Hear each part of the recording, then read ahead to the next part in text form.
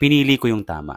Na-experience nyo na ba yun na pinili nyo yung tama dahil yun na makakabuti para sa inyong dalawa, pero yung sakit, parang pakiramdam nyo mali.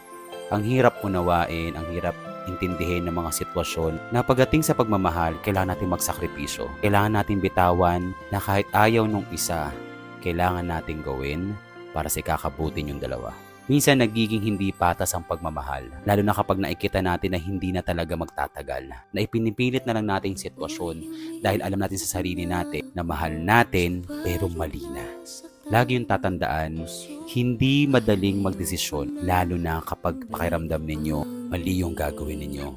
Pero yung mali na yun, magiging tama siya balang araw, na sinakripisyo nyo yung pagmamahal para mapabuti kayong dalawa. Maari naman tayong manatili, pero kung ang mananaig ay ang komplikadong sitwasyon at pilit na pag-ibig na lang, kailangan nyo ng palayain.